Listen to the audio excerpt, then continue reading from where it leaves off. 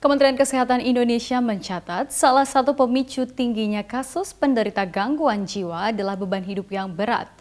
Kondisi ekonomi yang sulit juga bisa memicu depresi. Badan Kesehatan Dunia WHO memperkirakan pada tahun 2020, depresi bakal jadi pemicu kematian nomor 2 di dunia. Langkah apa yang diambil pemerintah untuk menekan jumlah kasus gangguan jiwa? Laporannya bersama Rio Rizalino. Julius Hargono tidak ingat apa yang menyebabkan ia dirawat di Yayasan Galuh. Namun menurut penuturan keluarga kepada Nina Mardiana, Julius menderita depresi karena tak kunjung dapat kerja. Ya dia tuh ingin kerja sebetulnya Mas. Dia tuh ingin kerja. Ya ingin seperti orang lain lah. Kan kadang manusia kan nggak sama. Ada yang sukses, ada yang enggak, ada yang bisa melewati, ada yang enggak. Pasien Yayasan Galuh yang seperti Julius tidak sedikit. Menurut Ketua Yayasan, Suhanda, penderita depresi di pantinya cukup tinggi. Kerja kebanyakan dia gajinya kecil itu ya. Nih, tidak menyukupin. Kan itu. Ada juga yang kerja akhirnya bisa dipecat atau di apa gitu ya. Itu timbulnya bisa pada stres. Setiap tahun penderita depresi semakin meningkat. Kementerian Kesehatan memperkirakan di tahun-tahun mendatang, depresi akan menjadi pembunuh nomor 2 setelah penyakit jantung.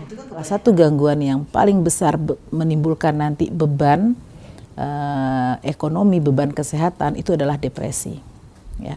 Tahun 1990 depresi itu berada pada urutan keempat penyakit yang menimbulkan beban pada ekonomi yang besar. Tahun 2020 itu menjadi urutan kedua setelah penyakit jantung.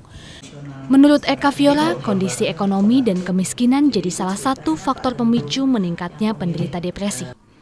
Sejumlah lembaga termasuk Dana Moneter Internasional atau IMF menyatakan perekonomian Indonesia di tahun 2013 menurun. Ya, masalah-masalah psikososial yang terjadi di luar karena kemiskinan. Paling banyak itu orang akan menjadi gampang sekali itu terjadi depresi. Miskin, kemudian ingin jalan pintas, mau cepat kaya misalnya, mereka bisa juga melakukan tindak kekerasan dengan konsumsi alkohol, dengan konsumsi narkoba, itu juga bisa terjadi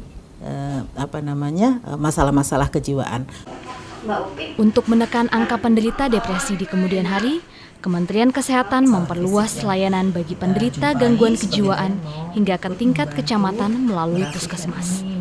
Meningkatkan kemampuan terutama para dokter dan perawat yang ada di ujung tombak, itu adalah di fasilitas primer, agar mereka mampu bisa mengenali, termasuk juga kemampuan para masyarakatnya, kadernya dan sebagainya untuk mengenali orang-orang yang dengan masalah kejiwaan ini bisa dikenali, sehingga kita bisa carikan akses mana yang dia bisa dapatkan itu. Antara lain yang terdekat itu adalah puskesmas. Yayasan Galuh di Bekasi juga tergerak mengambil peran untuk menekan angka penderita gangguan jiwa.